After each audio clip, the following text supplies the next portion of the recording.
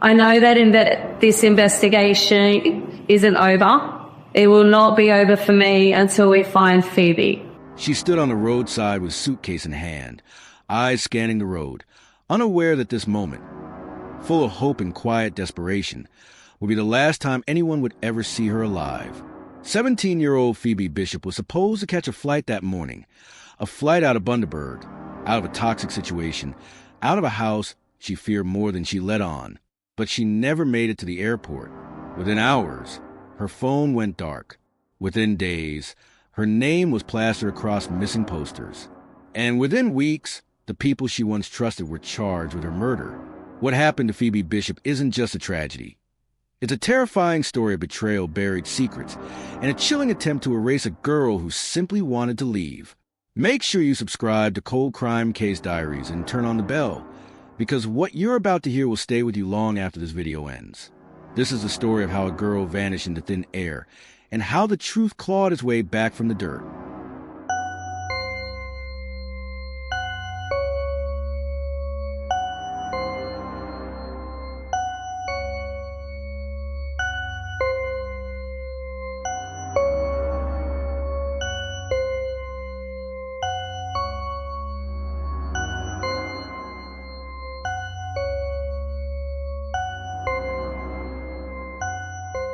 The morning of May 15th, 2025, dawned like any other in the quiet coastal stretch of Bundaberg, Queensland.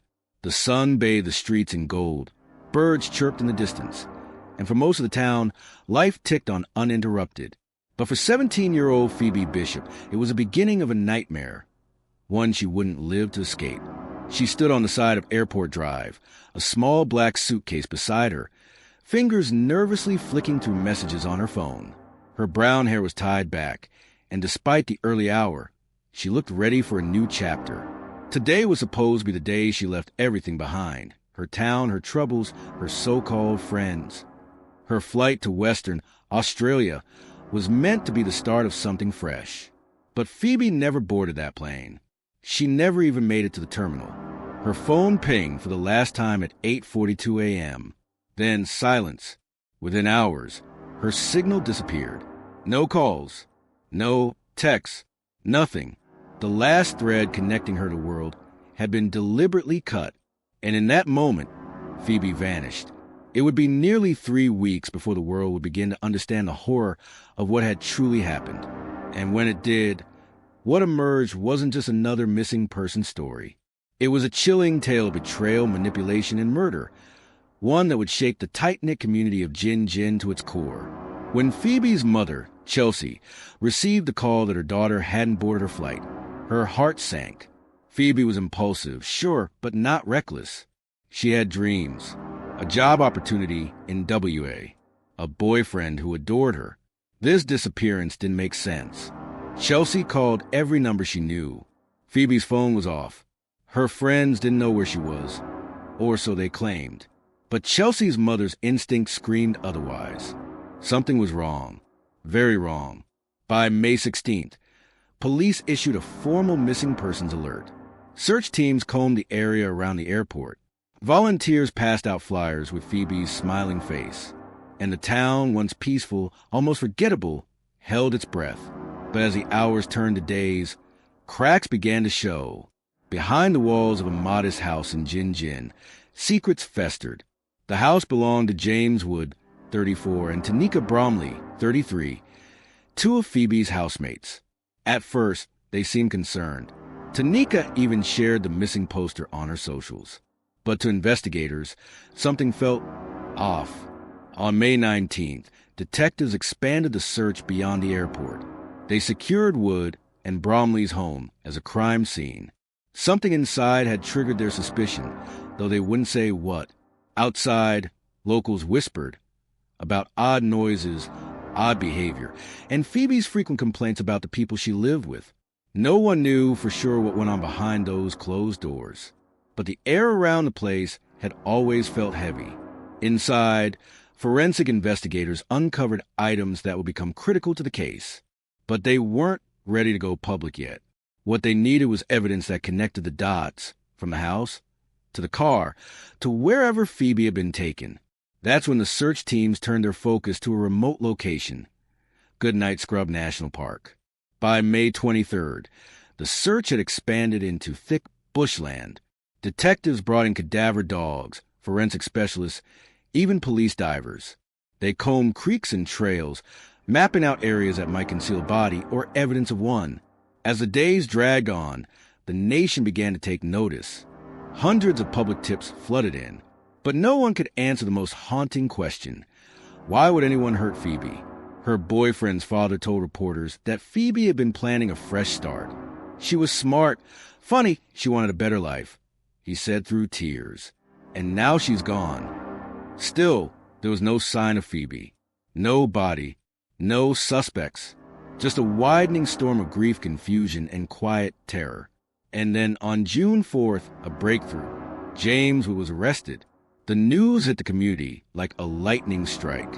A man who had lived among them for years, who smiled politely at the grocery store, who coached his nephew's footy team, now in handcuffs.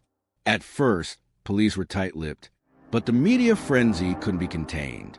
Leaks hinted that evidence had been found tying with the Phoebe's disappearance, that something in his car, his gray Hyundai 935, was damning. The next day, everything became horrifyingly clear. Both Wood and Tanika Bromley were charged with murder. Police revealed what many had feared. Phoebe had been killed on the same day she disappeared. Her body had been moved, not once, but twice, as if they were trying to erase her from the world completely. The charges sent shockwaves through Bundaberg and beyond. 2 adults, people Phoebe trusted, people she lived with. The betrayal was unfathomable. At their first court appearance on June 5th, neither showed emotion. Tanika looked down at her shoes, would stare blankly ahead. The courtroom was packed with grieving friends, reporters, and silent rage. What exactly happened inside that Jin home on May 15th is still unclear.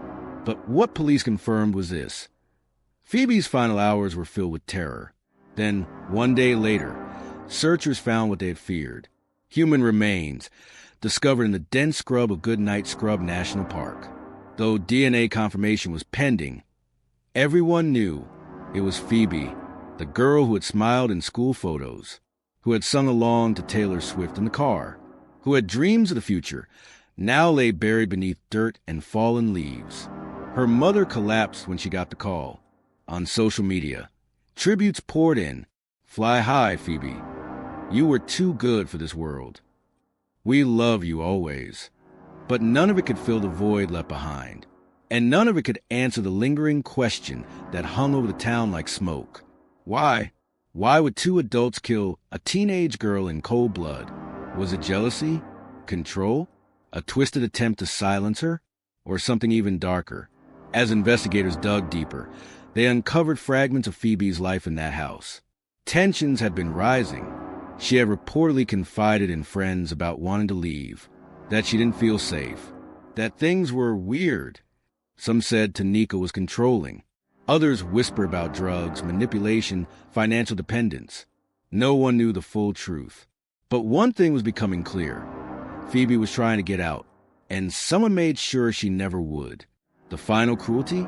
After murdering her, they treated her body like garbage, moving it from place to place, hiding in the bush, thinking no one would notice she was gone. But they were wrong. On June 8th, the town came together. A candlelight vigil lit up the night sky. Hundreds stood in silence, holding candles and photos, as Phoebe's favorite songs played softly in the background. Her classmates cried. Her boyfriend wept uncontrollably. Her mother stood, supported by friends, broken but determined. She was brave, Chelsea said to the crowd, and she deserved so much more. A week later, on June 15th, a convoy of over 50 vehicles drove through town in tribute. Banners fluttered with the words, Forever 17. They drove slowly, headlights on, horns silent, as if the world needed to pause and remember her. But justice is far from over. The next court date is set for August 11th. Until then, Wood and Bromley remain behind bars. The full police case hasn't been revealed, and the public is left to speculate. Was it premeditated? Did they act together? And are there more secrets in that house still waiting to be uncovered? In the end, this isn't just a story about murder. It's a story about a girl who trusted the wrong people, about a town ripped apart by grief, about the horror of realizing that sometimes the greatest danger lives under your own roof. Phoebe Bishop never got aboard that flight, but her story has taken off in another way, sparking national outrage, inspiring new conversations about domestic violence, and forcing communities to ask themselves, how well do we really know the people around us? As this case heads to court, the world will be watching, but so will Phoebe's mother, her friends, her boyfriend, everyone who loved her, and they'll be demanding the one thing that still hangs in the balance: justice. Rest in peace, Phoebe. You were never just a victim. You were a voice, and we will keep telling your story. Phoebe Bishop never got to chase the future. She packed that little black suitcase for her. She never made it to the plane. She never escaped the house she feared.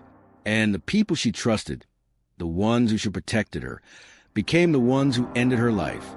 Her story didn't end in silence, though. It screamed from the soil of that national park. It echoed through every tear her mother shed at the vigil. And now, it hangs heavy in a courtroom, waiting for justice to speak louder than lies. But as James Wood and Tanika Bromley sit behind bars, refuse and tell the full truth, the questions only grow darker. What really happened in that house on May 15th? Did Phoebe know her death was coming? And are we sure, completely sure, that all the monsters have been caught? The next court hearing is set for August. Until then, her mother waits. The town waits. And somewhere, a truth waits to be heard. The kind that doesn't just convict, but haunts. If you believe Phoebe's story deserved to be heard, don't let it fade. Like, share, and subscribe to help keep her name alive, and to remind the world that justice, however delayed, must never be denied. Because this case isn't over. It's only just begun.